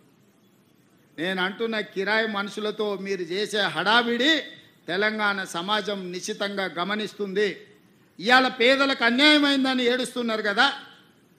ఈ తెలంగాణ రాష్ట్రాన్ని దోసుకున్న నిధులు మీ పార్టీ ఖాతాలో 1,500 కోట్లు ఉన్నాయి. ఒక 500 కోట్లు తీసి ఆ మూసిలో మునిగిపోయిన వాళ్ళకి పంచిపెట్టండి. మీకు అధికారంలోకి రాకంటే ముందు తొడుక్కోవడానికి చెప్పులు కూడా లేవు కదా. ఈరోజు 1,500 కోట్ల రూపాయలు మీ పార్టీ ఖాతాలో ఉన్నాయి. అది ఎవరి సొమ్ము? తెలంగాణ ప్రజల సొమ్ము కాదా? ఇవాళ తెలంగాణ ప్రజలు మూసిలో ఉన్న పేదలు బాధలు ఎదుర్కొంటున్నారని మీరు మాట్లాడుతున్నారు కదా. ఒక 500 కోట్ల రూపాయలు మీ పార్టీ ఖాతాలో నుంచి తీసి వాళ్ళకి పంచి పెట్టండి. వాళ్ళకి ప్రత్యామ్నాయం ఏం చేయాలో చెప్పండి. ఈరోజు ఈ ప్రభుత్వం సిద్ధంగా ఉంది వినడానికి. హైడ్రా గురించి అసెంబ్లీలో చర్చ పెట్టినప్పుడు ఈ సన్నాసులు పారిపోయినరు, మాట్లాడలేదు. హైడ్రా మీద అసెంబ్లీలో చర్చ జరగలేదా? ఆ రోజు మీరు సూచన చేసి ఉంటే ఈరోజు మీరు అడ్డగోలుగా మాట్లాడాల్సిన అవకాశమే లేకపోతుండే కదా. ఈరోజు పేదలకు ఏం చేద్దామో చెప్పండి. మీ తాత సొమ్ము మా తాత సొమ్ము ఇచ్చేది లేదు. ప్రజలు కట్టిన పన్నుల నుంచి పేదలకు ఇవాళ 12,000 మంది బఫర్ జోన్లో లేకపోతే నదీ బెడ్డులో మూసి పరివాహక ప్రాంతంలో ఉంటే 15,000 డబల్ బెడ్రూమ్ ఇండ్లు ఇవాళ మనం కేటాయించడానికి నేను ఆదేశాలు ఇచ్చిన. మూసి మురికిలో దోమలతోని కలుషితమైన నీళ్లతోని అక్కడ బతకలేని శవాలుగా జీవోత్సవాలుగా ఉన్న పేదవాళ్లకు ఆత్మగౌరవంతో బ్రతకడానికి ఇల్లు ఇచ్చి ఇంటి ఖర్చులకు 25,000 ఇచ్చి మా అధికారులు అక్కడ ఉండి వాళ్ళని ఇంటి దగ్గర దిగబెడుతుంటే అభినందించాల్సింది పోయి అన్యాయంగా మాట్లాడుతున్నారు. డబుల్ బెడ్రూమ్ ఇల్లు కంటే ప్రత్యామ్నాయం ఏముందో చెప్పండి. పంచుదాం, ఇది ప్రజల సొమ్ము, మేము సిద్ధంగా ఉన్నాం బాధ్యత తీసుకోవడానికి. ఇవాళ పేదల సంక్షేమం అమలు చేయడమే మా బాధ్యత. చేతనైతే రాండి, అఖిలపక్ష సమావేశాన్ని పిలుస్తాం, మీరు రాండి, ఏం చేయాలో చెప్పండి. ఏది చేసినా వద్దనడం మీ చేతగాని తనాన్ని కప్పిపుచ్చుకోవడానికి మమ్మల్ని ఏ ప్రయత్నం చేయొద్దనడం ఇది సమంజసమని నేను అడుగుతున్నా. 10 నెలలు కూడా కాలే మేము అధికారంలోకి వచ్చి. 10 ఏళ్ళు ఈ రాష్ట్రాన్ని దోసుక తిన్న మీరు ఇవాళ ఆగర్భ శ్రీమంతులు ఎట్లయినరు? మీరు మాత్రం ఫామ్ హౌజుల్లో ఉండాలి. మీ ఫామ్ హౌజులను కాపాడుకోవడానికే కదా ఇవాళ వీళ్ళను ముసుగు దొడుకొని రక్షణ కవచంగా పెట్టుకొని పేదోళ్ళను పెట్టి కూలగొట్టద్దు అంటారు. ఇవాళ ఇన్ని మాట్లాడుతున్న కేటీఆర్ జన్వాడలో నీకున్న ఫామ్ హౌస్ అక్రమ నిర్మాణం కాదా? అది కూలగొట్టాలనా వద్దా నువ్వు చెప్పు. హరీష్ రావు అజీజ్ నగర్లో నీకున్న ఫామ్ హౌస్ అక్రమమా కాదా? దాన్ని కూలగొట్టాలనా వద్దా చెప్పు. సబితమ్మ నీ 3 కొడుకుల పేర్ల మీద 3 ఫామ్ హౌజులు కట్టినావు కదా. నువ్వు సబితమ్మ లేక పేద అరుపులు అరవకమ్మా. నీకున్న ఫామ్ హౌజులు కూడా లెక్కలు ఉన్నాయి. కూలగొట్టాలనా లేదా సబితమ్మ నువ్వు సలహా చెప్పు. మీకు వెనకంగా ఉన్న కేవీపీ రామచంద్రరావులై కూలగొట్టాలనా వద్దా చెప్పు. ఇవాళ అక్రమంగా ఫామ్ హౌజులు నిర్మించుకొని మీ ఫామ్ హౌజుల మీద ఎక్కడైతే తొలగింపు ఏటు పడుతుందో మీ ఫామ్ హౌజులు కూలుతాయని చెప్పి ఇవాళ పేదలను రక్షణ కవచంగా పెట్టుకొని ఇవాళ మీరు నాటకాలు ఆడుతున్నారు. నల్ల చెరువులో ప్లాట్లు వేసి అక్రమంగా అమ్మినోడు మీ పార్టీోడు కాదా? మూసి నది ఒడ్డున ప్లాట్లు వేసి పేదోళ్ళకు 10 లక్షలకు 100 గజాలు అమ్మింది మీ సన్నాసులు టీఆర్ఎస్ నాయకులు కాదా? ఇవాళ 100 గజాలు 10 లక్షలకు నల్ల చెరువులో సున్నం చెరువులో ఇవాళ మూసి నది ఒడ్డున మీరు ప్లాట్లు చేసి అమ్మి ఇవాళ ప్రభుత్వ భూమి అని తేలంగానే వాళ్ళు ఎక్కడ మిమ్మల్ని చొక్కా పట్టుకొని మా పైసలు మాకు వాపసు చేయమని అడుగుతారో అని చెప్పి ముందే పార్టీ కార్యకర్తలని ఉసిగొల్పి ఈరోజు ఈ ధర్నాలకు దీక్షలకు తిరుగుతున్నారు. ఇవాళ మూసీలో వచ్చిన వరదలు తెలంగాణ రాష్ట్రాన్ని హైదరాబాద్ నగరాన్ని ముంచేస్తలేవా? మరి వాటికి పరిష్కారం ఎట్లా నాకు తెలియదా? ఇవాళ కొంతమంది పేదలు ఇండ్లు తీస్తే వాళ్ళకి దుఃఖం ఉంటుంది, వాళ్ళకి బాధ ఉంటుంది, వాళ్ళు కొంత ఆవేశంగా మాట్లాడతారని నాకు తెలియదా? రాజకీయంగా లాభమో నష్టమో ఉంటుందో నేను అంచనా వేయలేనా? 20 ఏళ్ళు ప్రజాక్షేత్రంలో ఉన్నోని, ప్రజలలో తిరిగినోని, పేద ప్రజల కష్టమేందో తెలియకుండానే తెలంగాణ రాష్ట్రానికి ముఖ్యమంత్రి అయినా. కానీ నగరాన్ని కాపాడుకునే బాధ్యత మన మీద లేదా? మీరు ఆలోచన చేయండి. ఇవాళ హైదరాబాద్ నగరానికి తాగునీరు అందించిన ఉస్మాన్ సాగర్, హిమాయత్ సాగర్లో బల్చినోళ్ళు బల్చి కొట్టుకుంటున్నోళ్ళు ఫామ్ హౌజులు కట్టుకొని వాళ్ళ డ్రైనేజ్ తీసుకెళ్ళి ఆ గండిపేటలో హిమాయత్ సాగర్, ఉస్మాన్ సాగర్లో కలిపితే వాళ్ళ డ్రైనేజ్ నీళ్లు హైదరాబాదు నగరం తాగాలనంట. ఈ నా కొడుకులు చెప్తున్న భాష గది. ఇవాళ ఆ ఫామ్ హౌస్ చుట్టూతో కట్టుకున్న ఇల్లు ఎవరివి? కేటీఆర్కు లేదా? హరీష్కు లేదా? కేవీపీ రామచంద్రరావుకు లేవా? చుట్టూతా మీరు కట్టుకున్న ఇండ్ల డ్రైనేజ్ హైదరాబాదు ప్రజలు తాగునీళ్ళ కలిపి మా ఇల్లు కూలగొట్టొద్దు కాబట్టి ముసుగు దొడకడానికి మూసీ కావాల్సి వచ్చిందా మీకు? మూసీని అడ్డం పెట్టుకొని ఎంతకాలం బతుకుతారా మీరు? ఎంతకాలం తప్పించుకుంటారు? వారం రోజులు, 10 రోజులు, 15 రోజులు, నెల రోజులు అయినా వదల మీ భర్తం మీరు అనుకుంటున్నాం ఒక్కనొక్కని చింతపండు చేస్తా. మూసి పేదలకు ఏం చేద్దామో చెప్పండి. ప్రతి పేదవాడికి మంచి కాలనీలు చేసి ఇల్లు కట్టిద్దాం చెప్పండి. ప్రభుత్వం దగ్గర భూములు లేవా? ప్రభుత్వం ఏమైనా గొడ్డుపోయిందా? జవహర్ నగర్లో 1000 ఎకరాలు ఉంది ప్రభుత్వాన్ని. మూసీలు ఉన్న పేదవాళ్ళందరికీ తలా 150 గజాలు చేసి ఇచ్చి ఇందిరమ్మ ఇల్లు కట్టిద్దాం. రాండి సన్నాసులారా, ముందుకు రాండి, పేదోళ్ళు కట్టిద్దాం. ఎవరైతే నమ్మి మోసపోయి కట్టుకున్నారో వాళ్ళ ఇల్లు కట్టడానికి ఎంతైందో నష్టపరిహారం ఇద్దాం, ప్రభుత్వం ఖజానా నుంచి పంచుదాం. రాండి, అందరం కూర్చొని పంచుదాం ఒకటే వేదిక మీద. ఇవాళ ఈ ప్రాంతంలో ఎంపీ ఆయన మాట్లాడుతుండు. ఇక ఆయన గురించి నేను ఎక్కువ మాట్లాడదలుచుకోలే, కానీ ఆయనకు బాధ్యత లేదా? ఎంపీకి గెలిచినావు కదా, మోడీ దగ్గర నుంచి ఏం తెస్తావు తీసుకురా. గుజరాత్లో అహ్మదాబాద్లో సబర్మతి రివర్ ఫ్రంట్ నరేంద్ర మోడీ కట్టుకోవచ్చు అంట, కానీ నరేంద్ర మోడీకి ఊడిగం చేస్తాడంటేనే కానీ మూసీ రివర్ ఫ్రంట్ మాత్రం తెలంగాణలో కట్టొద్దంట. ఏం న్యాయమా ఇది? ఇక్కడ ఉన్న ప్రజలే కాదు, నువ్వు కూడా బతకనీకి వచ్చినోనివే. నువ్వు బతకనీకి వచ్చినావు, ఓట్లు వేయించుకున్నావు, ఎంపీ అయినావు. కానీ వాళ్ళు మాత్రం మూసీలు అదే మురికి కూపంలో ఉండాలనా? వాళ్ళందరినీ చక్కదిద్దాల్సిన బాధ్యత నీకు లేదా? రా, ఈటల రాజేందర్ ఇద్దరం కలిసి మోడీ దగ్గరికి పోదాం. పోయి 25,000 కోట్లు తీసుకొద్దా, మూసీలు ఉన్న పేదోళ్ళకి పంచి పెడదాం, ఇల్లు కట్టిద్దాం, డబుల్ బెడ్రూమ్ ఇల్లు కాదు మంచి కాలనీలు కట్టిద్దాం. వాళ్ళకు 40 లక్షల కోట్ల బడ్జెట్ ఉంది కదా మోడీ దగ్గర. హైదరాబాద్ నగరానికి 25,000 కోట్లు ఇవ్వలేడా?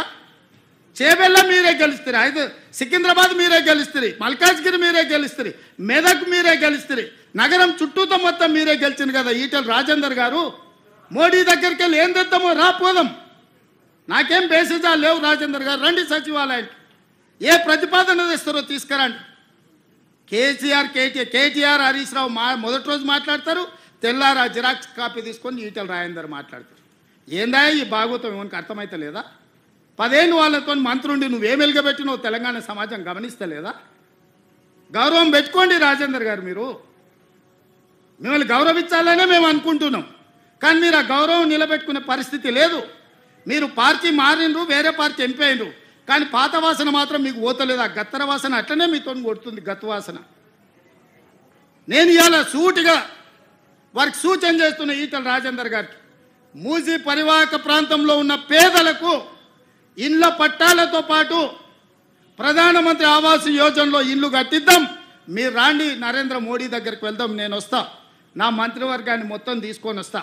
మాకేం బేసిజాలు లేవు నరేంద్ర మోడీ గారిని కలవడానికి. వారు ఈ దేశానికి ప్రధానమంత్రి. మనం లక్షల కోట్ల రూపాయల కేంద్రానికి పన్నులు కట్టినాం, 25,000 కోట్లు ఆయన దగ్గర తీసుకొద్దాం, మీరు రండి. అదేవిధంగా హరీష్ కేటీఆర్ కూడా నేను చెప్తున్నా, మీరు ప్రతిపక్షం అంటారు కదా, రండి సచివాలయం 4 రోజులు కానీ లేవకుండా కూర్చుందాం, చర్చ చేద్దాం. చెరువులు ఆక్రమించుకున్నోడు ఎవడు? చెరువులు ఆక్రమించుకున్నోళ్ళు ఎవరు?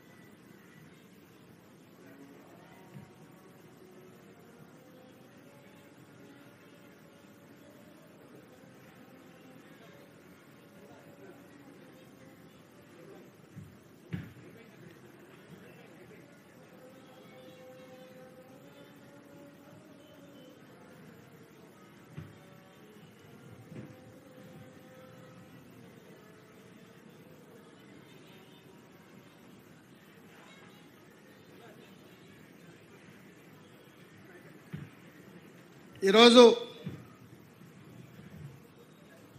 నేను సూటిగా బీఆర్ఎస్ బీజేపీ నాయకులకు ప్రజాప్రతినిధులకు సూచన చేస్తున్నా, మీరు రండి, హైదరాబాద్ మహానగరంలో ఉన్న చెరువుల లెక్క తీద్దాం.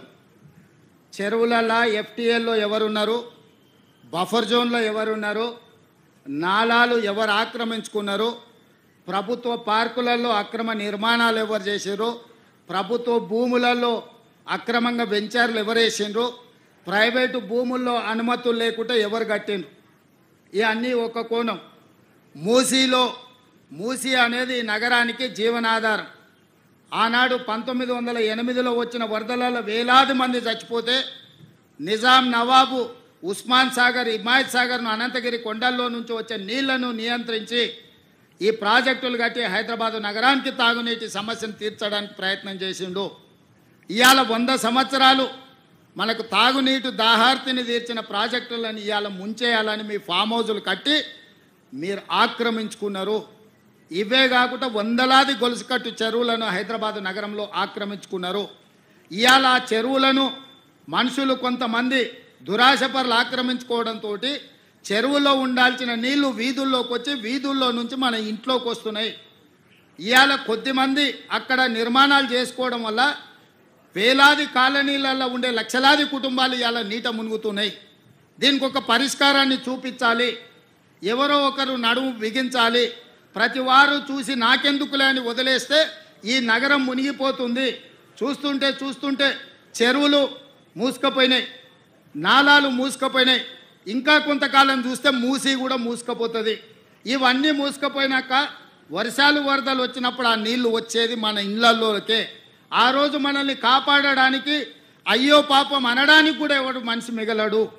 అందుకే ఈరోజు రాజకీయాలలో లోతు తెలవక కాదు, కొన్ని మంచి పనులు భవిష్యత్ తరాలకు అందించాలంటే మన పిల్లలకు వాళ్ళ పిల్లలకు భవిష్యత్ తరాలకి నగరాన్ని ఒక మంచి నగరంగా సురక్షితమైన నగరంగా అందించాలి అని అంటే ఎవరో ఒకరి ఎఫ్టీఎల్లో ఆక్రమణలు తొలగించాలి, బఫర్ జోన్లో తొలగించాలి, నాలాలను తొలగించాలి, మూసీలో ఆక్రమణలు తొలగించాలి.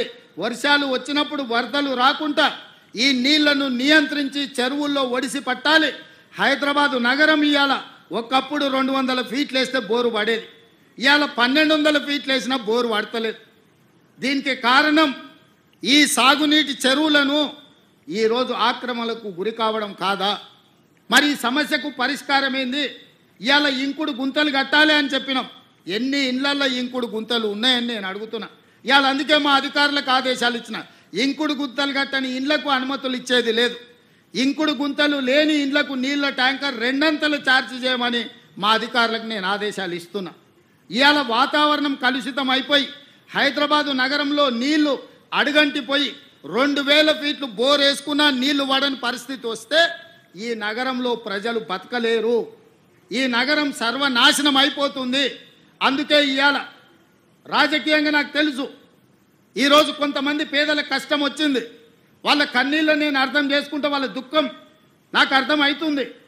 మధ్యతరగతి వాళ్ళు జీవితాంతం కష్టపడి సంపాదించుకున్నది కొంతమంది మోసగాళ్ళ చేత నమ్మి మోసపోయి టీఆర్ఎస్ సన్నాసులను నమ్మి లక్షల రూపాయలు పెట్టి కొనుక్కున్న ఇండ్లు అధికారులు వచ్చి కూలగొడితే ఆ కుటుంబం యొక్క దుఃఖం, ఆ బాధ నాకు తెలుసు.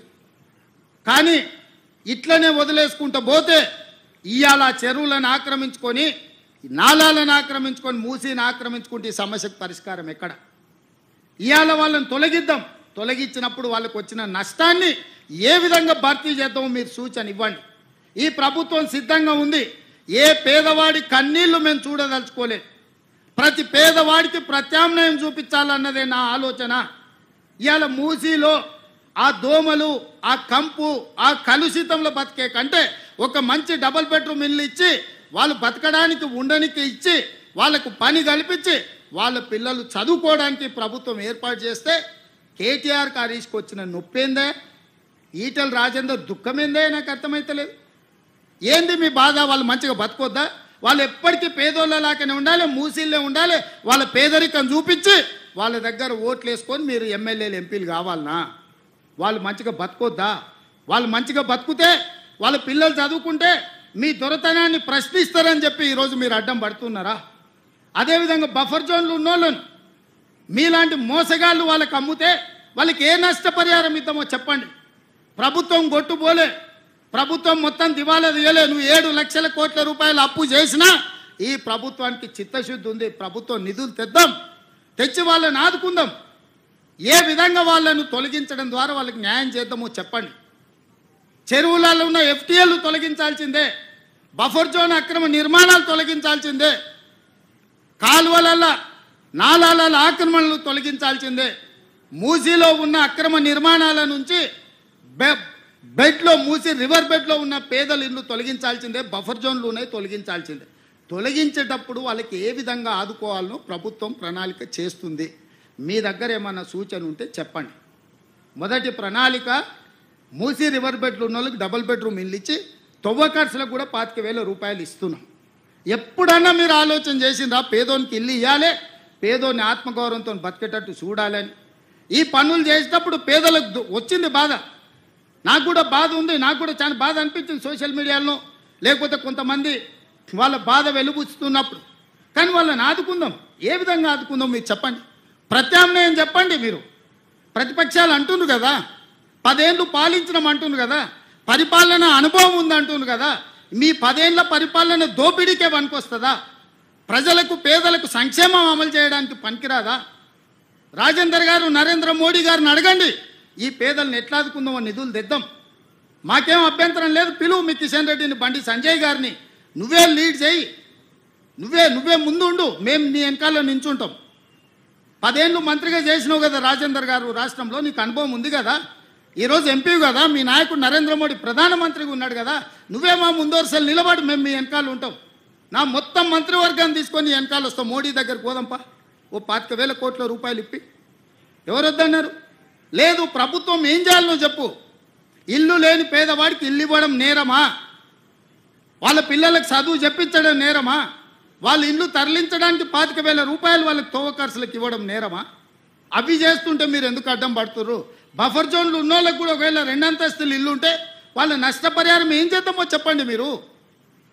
మీరు వాళ్ళని తొలగించొద్దు. వాళ్ళ జీవితాలు ఎప్పుడు మూసిల్నే ఉండాలి, ఆ మురికిలోనే మునిగిపోవాలి, ఆ మురుగులోనే చచ్చిపోవాలనా? కింద నల్లగొండ జిల్లా ఎల్బీ నగరు, మహేశ్వరము, ఇబ్రాహీంపట్నము, మునుగోడు, తుంగతుర్తి, నకరేకల్లు, భువనగిరి, ఆలేరు, ఇవన్నీ మూసి ప్రాజెక్టు కింద 40,000 ఎకరాల ఆయకట్టు ఉంది. ఇక్కడి నుంచి అక్కడికి మురుగునీళ్ళు పోయి ఒక పక్కన ఫ్లోరైడ్, రెండో పక్కన మూసి మురికి నల్గొండ జిల్లా ప్రజలు బతకలేని పరిస్థితిలో ఉంటే ఆ నల్గొండను ప్రక్షాళన చేయడానికి ఈరోజు ఒక ప్రయత్నం చేస్తుంటే దాన్ని అడ్డుకుంటారు. రేపు పొద్దుగాలు ఏ మోకం పెట్టుకొని నల్గొండలు తిరుగుతావు కేటీఆర్? నువ్వు నల్గొండల కాలు పెట్టు, పోయి ఈరోజు భువనగిరో, ఆలేరో, నకరేకల్లో పోయిరాపో, ఒకసారి పోయి వస్తే నీకు హరీష్ రావుకి అక్కడ ఏముందో పరిస్థితి తెలుస్తుంది. మూసి మురుగుతోనే అక్కడ పంటలు ఎట్లా కలుషితం అవుతుందో పోదంపా. అక్కడ నీళ్లు తాగి పశువులు చచ్చిపోతున్నాయి, అక్కడ పాలు కూరగాయలు కూడా తినలేని పరిస్థితి ఉన్నాయి. ఆకు కూరలు కూడా ఈ కలుషితమైన నీళ్ళ వల్ల ఎంత కాలుష్యం వచ్చి ఎంత విషంగా మారిందో నల్గొండ జిల్లా. ఈరోజు వాళ్ళు విషం దిగమింగుకొని నల్గొండ ప్రజలు బతుకుతున్నారు. ఇవాళ విషాన్ని దిగమింగుతున్నది నల్గొండ. ఆ నల్గొండను బాగు చేయడాలంటే మూసి ప్రక్షాళన చెయ్యాలి. ఆ మూసిని బాగు చేద్దామని మేమంటే మీరు అడ్డం పడుతున్నారు. అంటే నల్గొండ ప్రజలు సావాల్సిందేనా శాశ్వతంగా? ఒక పక్కన ఫ్లోరైడ్ ప్రాబ్లము, రెండో పక్కన మూసి కలుషితము, ఈ రెండింటితో నల్గొండను చంపేద్దామా? ఇదేనా మీ కోరిక?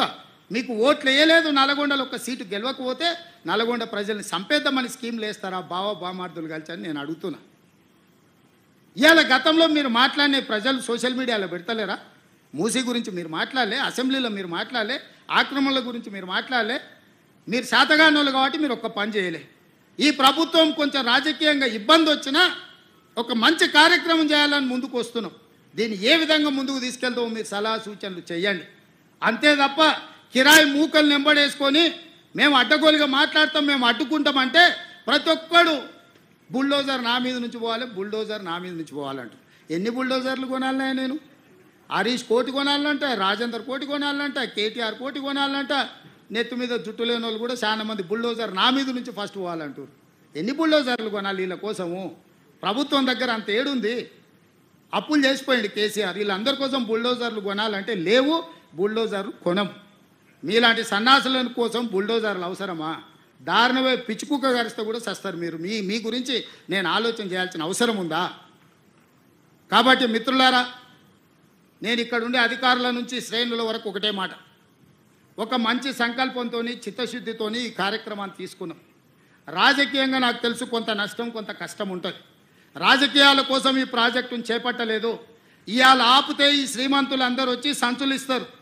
ఆపినోనికి సంచులు ఎట్లా అడ్డం పడడానికే సంచులు తీసుకున్నోనికి తెలుసు సంచుల గురించి. తొలగిస్తే సంచులు ఎవడిస్తాడా? తొలగిస్తే తిట్లు వస్తాయి. తిడుతురు కదా, తిట్టనీక ఈరోజు ఈ పనులు చేస్తున్నానా? నేను రాబోయే తరాల కోసం ఒక మంచి పని చేయాలనే చిత్తశుద్ధితో నేను ప్రయత్నం చేస్తున్నా. అందుకే ఈరోజు ప్రతిపక్షాలకు నా సూచన, మీరు రాండి, ఈ ఆక్రమించుకున్న చెరువులను ఏ విధంగా ఆక్రమణలు తొలగిద్దామో, మూసీలో ఉన్న ఈ మొత్తం వ్యవహారాన్ని సరిదిద్దుదాము, నగరాన్ని బాగు చేసుకుందాము. ఇంతవరకు అంచనాలే వేయలే, ఈ మధ్యలో కన్సల్టెంట్ని ఫైనల్ చేసినాం, ఎట్లా కడదాము ఏం చేద్దామని. అది మొదలు కాకముందే అప్పుడే ఆయన రాగం ఎత్తుకున్నాడు. ఎందుకంటే 10 ఏళ్ళ అనుభవం అదే కదా. 1,00,000 కోట్లతో కాళేశ్వరం కట్టినరు, కూలింది. ఎవడైనా సన్నాసుడు కట్టిందే వానాయంలో కూలిన సన్నాసోని ఎప్పుడని చూసినామా? ఇవాళ అట్లనే అనుకుంటుండు మూసి కూడా. పెద్దలు వెనకడికి చెప్పారు, పనిమంతుడు పందిరేస్తానంట కుక్క తొక్క కలిగి కూలిందంట. కాళేశ్వరం కూడా గట్లుంది మీ ఏషానికి. మూసీలు అట్లాంటివి లేవు. ఇట్లాంటి ఆశలు పెట్టుకోకు కేటీఆర్. ఏదో నోటుకు వచ్చింది మాట్లాడుతున్నావు. మీడియా ఉంది, సోషల్ మీడియా ఉంది. ఆ సినిమాలో కూడా చెప్పిండు కదా, అమ్మ గీసుకోవడానికి గడ్డం ఇచ్చావు, రాసుకోవడానికి పేపర్ ఇచ్చావు, చూయించుకోవడానికి టీవీ ఇచ్చావు. అట్లా మీ అయ్యా నీకు మొత్తం రెడీగా చేసి పెట్టిన మందిని దోషి. రాయనికే పేపరు, చూపించనికే టీవీ, ఇట్లాంటివన్నీ అడగలుగా మాట్లాడడానికి సోషల్ మీడియా మీ నాయన దోపిడీ చేసి నీకు ఇచ్చిండు కాబట్టి ఈ అడ్డగోలుగా పనులు చేస్తున్న ప్రజలు ఎవరు హర్షించరు. అందుకే మిత్రులారా, ఇది సందర్భం కాకపోయినా కొన్ని వివరాలు ప్రజలకు చెప్పాల్సిన అవసరం ఉండి ఈ వేదిక మీద నుంచి చెప్పిన. ఏది ఏమైనా ఈ ఫ్యామిలీ డిజిటల్ కార్డ్ తెలంగాణ పేద ప్రజల యొక్క భవిష్యత్తును మార్చబోతుంది. ఇదే రేషన్ కార్డ్, ఇదే ఆరోగ్యశ్రీ కార్డ్, ఇదే మీ ఫీజు రియంబర్స్మెంట్, ఇదే మీ షాదీ ముబారక్, ఇదే మీ కళ్యాణ లక్ష్మి, ఇదే మీ రైతు బీమా, ఇదే మీ రైతు భరోసా. ఇట్లాంటి కార్యక్రమాలన్నీ కూడా ఇందులో పొందుపరిచి ఉంటాయి. మీ కుటుంబంలో పెద్దలు ఎవరైనా అకాల మరణం చేస్తే వాళ్ళ వివరాలు తొలగించడానికి, మీ కుటుంబంలో పిల్లలకు పెళ్ళైతే మీ కొత్త కోడలు వివరాలు పొందుపరచడానికి, మీ ఆస్తులు తల్లిదండ్రులు చనిపోతే విరాసత్ కింద మీ పేర్ల మీదకి మార్చుకోవాలన్నా ఈ కార్డు అన్ని రకాలుగా మీకు ఉపయోగపడుతుంది. ప్రజలందరూ ఈ కార్యక్రమంలో పాల్గొని ఈ కార్యక్రమాన్ని విజయవంతం చేయండి. వీలైతే మీ కుటుంబం అంతా ఒక గ్రూప్ ఫోటో దిగి ఈ డిజిటల్ కార్డుకి ఇవ్వండి. గవర్నమెంట్లో మీ కుటుంబాన్ని మొత్తానికి సంబంధించిన ఫోటో వివరాలు కూడా ఉంటే మీకు మెరుగైన వైద్యం, సరైన సహాయం రాష్ట్ర ప్రభుత్వం అందించడానికి అవకాశం ఉంటుంది. కాబట్టి అధికారులందరూ కూడా చిత్తశుద్ధితోని క్షేత్రస్థాయిలో పేదవాళ్ళు చెప్పే ప్రతి అంశాన్ని పరిగణలోకి తీసుకొని మీరు నోట్ చేసుకోండి. ఇది పైలట్ ప్రాజెక్ట్ మాత్రమే. 3 తారీఖు నుంచి 7 తారీఖు వరకు 5 రోజులు ఈ పైలట్ ప్రాజెక్ట్ ఇల్లు తిరిగి మీ వివరాలు పొందుపరిచి మీకు మెరుగైన సేవలను అందించడానికి ఈ ఫ్యామిలీ డిజిటల్ కార్డు తీసుకొచ్చారు. ఈ కార్డు వచ్చిన తర్వాత ఊర్లో రేషన్ కార్డు ఉన్నోళ్ళు కూడా హైదరాబాద్లో రేషన్ తీసుకునే అవకాశం వస్తుంది. ఒకవేళ హైదరాబాద్లో ఉన్నోళ్ళు అనుకోకుండా ఇంకెక్కడికైనా పోతే కూడా ఉద్యోగ రీత్యా మార్చుకోవచ్చు. ఇవన్నీ ఇందులో ఉన్నాయి. ఇంకా ఏమైనా పొందుపరచాలన్నా ఈ పైలట్ ప్రాజెక్టు తర్వాత సూచనలు ఇవ్వాల్సిందిగా ప్రతిపక్షాలను కోరుకుంటున్నా. ప్రజలకు ఒక మంచి సేవలను అందుబాటులోకి తీసుకొచ్చి బహు ప్రయోజన ఉపయోగంగా ఉండేటట్టు బహుళ ప్రయోజనం ఉండాలి. కార్డుతోని అన్ని రకాలుగా పేదలకి ఈ కార్డు ఉపయోగపడాలి. రేషన్ కార్డు లేనోళ్ళందరూ ఈ అవకాశాన్ని ఉపయోగించుకోండి. మేము ప్రజా దర్బారు పెట్టినా ఏది పెట్టినా రేషన్ కార్డులకు వస్తున్నారు. ఇవాళ అధికారులు మీ దగ్గరకు వస్తారు. ఈ అవకాశాన్ని ఉపయోగించుకొని మీ కుటుంబాల రేషన్ కార్డులు తీసుకోండి. భవిష్యత్తులో మీ సంక్షేమ పథకాలు అమలు జరగాలంటే family digital card, 1 state 1 card, ఈ అవకాశాన్ని వినియోగించుకోవాల్సిందిగా రాష్ట్ర ప్రజలందరికీ కంటోన్మెంట్ నుంచి నేను విజ్ఞప్తి చేస్తున్నా. ఇది ప్రతి ఒక్కరికి ఉపయోగపడే కార్డు.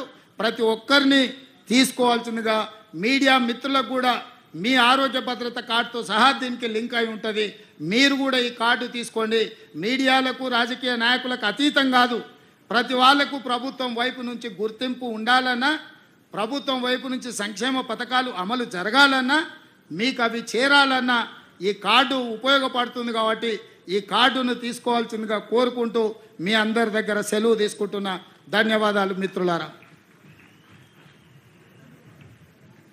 1 స్టేట్ 1 కార్డ్, కార్డు ఒకటే బహుళ ప్రయోజనాలు. ఇప్పుడు ఈ కార్డు సర్వే ఫార్మ్ను ఆనరబుల్ సీఎం గారు లాంచ్ చేస్తారు, ఆవిష్కరిస్తున్నారు. ఈ సర్వే ఫామ్ యొక్క వివరాల్ని మరి ప్రజలకు అందుబాటులోకి తీసుకొస్తున్నారు. ఇది టీంకి అందజేయడం జరుగుతుంది. ఇప్పుడు ఆ టీం అంతా మరి ఇందాక ఆనరబుల్ సీఎం గారు చెప్పినట్టుగా ప్రభుత్వం నిర్దేశించిన స్థలాల్లో ఫీల్డ్ సర్వేకి వెళ్తారు. కార్డు ఒకటే, ప్రయోజనాలు ఎన్నో. ఒక చిన్న వేలి స్పర్శతో డిజిటల్ స్క్రీన్పై అన్ని వివరాలు అందుబాటులోకి తీసుకొచ్చే సర్వే ఫామ్ ఆవిష్కరించారు.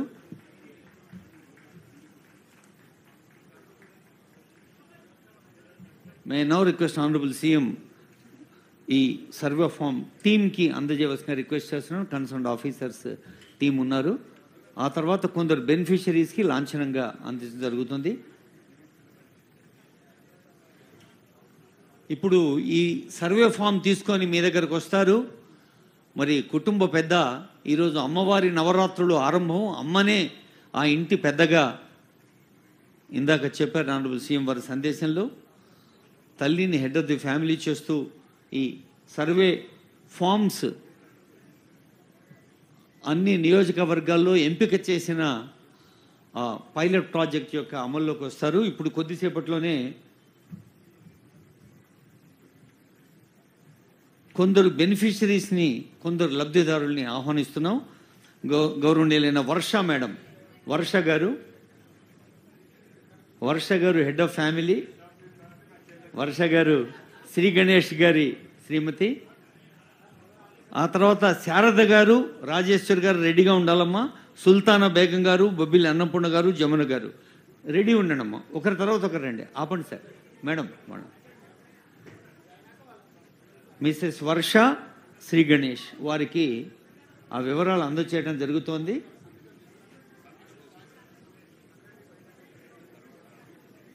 ఐ నౌ రిక్వెస్ట్ ఆ సర్వే ఫామ్లో ఉండే వివరాల్ని ఎక్స్ప్లెయిన్ చేస్తున్నారు.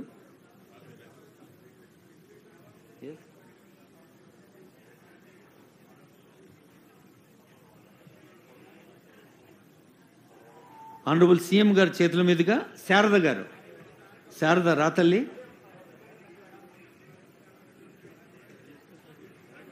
కష్టజీవులు, కర్మవీరులు వీరంతా పేద కుటుంబాలకు ప్రతినిధులు కొందరున్నారు. శారద గారు తర్వాత రాజేశ్వరి గారు, తర్వాత అమ్మ.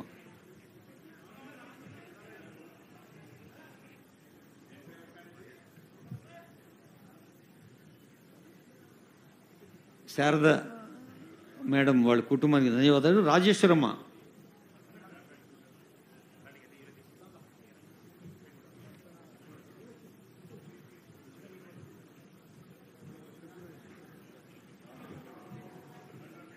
రాజేశ్వరమ్మ కుటుంబ సభ్యులు వచ్చారు. తర్వాత సుల్తానా బేగం తయారుండాలమ్మా.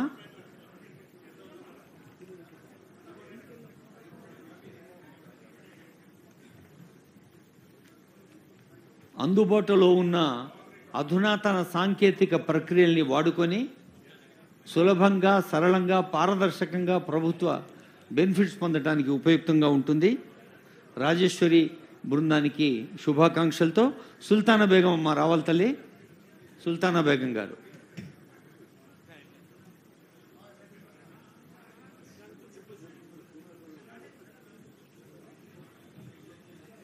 మనం హెడ్ ఆఫ్ ది ఫ్యామిలీనే పిలుస్తున్నాం. విన్నారు కదా, వర్షమ్మ, శారదమ్మ, రాజేశ్వరమ్మ, సుల్తానా బేగం అమ్మ, ఆ తర్వాత బొబ్బిలి అన్నపూర్ణ గారు రెడీ ఉండాలమ్మా. సుల్తానా బేగం గారికి ముబారక్బాద్. తర్వాత బొబ్బిలి అన్నపూర్ణమ్మ, అన్నపూర్ణమ్మ రాతల్లి. ఆ తర్వాత జమున గారు రెడీగా ఉండాలి.